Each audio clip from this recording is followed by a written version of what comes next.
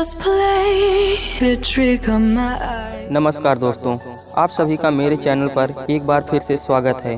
दोस्तों, आप लोगों में ऐसे बहुत से लोग होंगे जो अपने बीते हुए कल को सोच कर अपनी लाइफ में हमेशा परेशान रहते होंगे।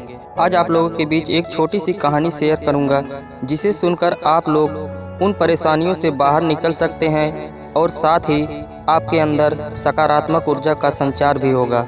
खासकर ये कहानी उन छात्रों के लिए जो हमेशा बीती बातों में उलझे रहते हैं और अपने समय को उसी में निकाल देते हैं। बीती बातों को सोचने से कुछ हासिल नहीं होने वाला, सिर्फ और सिर्फ आपका आने वाला कल खराब होगा और आपके अंदर नकारात्मक सोच बढ़ती जाएगी, जिससे आपका भविष्य भी खराब होता जाएगा। एक प्रोफेसर क्लास ले रहे थे। क्लास के सभी छात्र बड़ी ही रुचि से उनके लेक्चर को सुन रहे थे। उनके पूछे गए सवालों के जवाब दे रहे थे। लेकिन उन छात्रों के बीच कक्षा में एक ऐसा छात्र भी था जो चुपचाप और गुमसुम बैठा हुआ था। प्रोफेसर ने पहले ही दिन उस छात्र को नोटिस कर लिया, लेकिन कुछ नहीं बोले।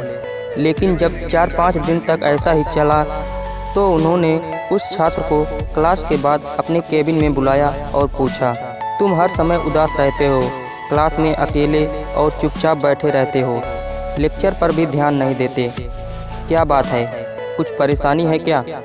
सर, वो छात्र कुछ हिचकिचाते हुए बोला, मेरे अतीत में कुछ ऐसा हुआ है जिसकी वजह से मैं परेशान रहता हूँ, समझ नहीं आता क्या करूँ। प्रोफेसर भले व्यक्ति थे। उन्होंने उस छात्र को शाम को अपने घर पर बुलाया। शाम को जब छात्र प्रोफेसर के घर पहुँचा तो प्रोफेसर ने उसे अंदर बुलाकर बैठाया। फिर स्वयं किचन में चले गए और शिकंजी बनाने लगे। उन्होंने जानबूझकर शिकंजी में ज़्यादा नमक डाल दिया। फिर किचन से बाहर आकर शिकंजी का गिलास छात्र को देकर, ये लो शिकंजी पियो। छात्र ने गिलास हाथ में लेकर जैसे ही एक घूंट लिया, अधिक नमक के स्वाद के कारण उसका मुंह अजीब सा बन गया। यह देख प्रोफेसर ने पूछा, क्या हुआ, शिकंजी पसंद नहीं आई?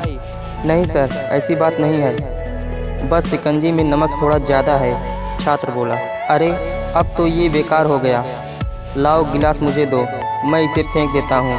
प्रोफेसर ने छात्र से गिलास लेने के लिए अपना हाथ बढ़ाया, लेकिन छात्र ने मना करते हुए कहा, नहीं सर, बस नमक ही तो ज़्यादा है, थोड़ी चीनी और मिलाएंगे तो स्वाद ठीक हो जाएगा।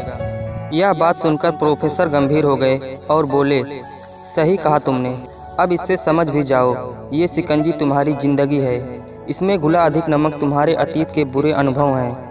जैसे नमक को शिकंजी से बाहर नहीं निकाल सकते, वैसे ही उन बुरे अनुभवों को भी जीवन से अलग नहीं कर सकते।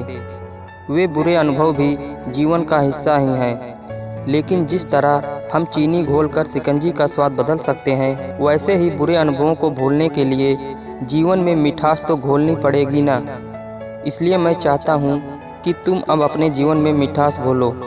प्रोफेसर की बात छात्र समझ गया और उसने निश्चय किया कि अब वह बीती बातों से परेशान नहीं होगा।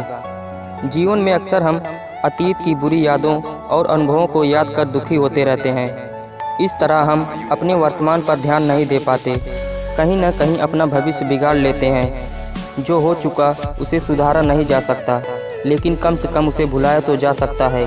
और उन्हें भुलाने के लिए नई मीठी यादें हमें आज ही बनानी होंगी। जीवन में मीठे और खुशनुमा लम्हों को लाइए, तभी तो जीवन में मिठास आएगी। अतीत की सुरंग से कभी न कभी एक दिन सभी को गुजरना पड़ता है। फर्क सिर्फ इतना है कि कुछ लोग अपने अतीत की रेलगाड़ी में खुशी से सवारी करते हैं, तो कुछ लोग अतीत की रेलगाड़ी में टिकट कराने से ही डरते हैं। अतीत के उस उबड़ खाबड़ से तनिक संभल कर निकलना, तुम मन के असंतुलन से छलक न जाए कहीं गागर तुम्हारे नयन की।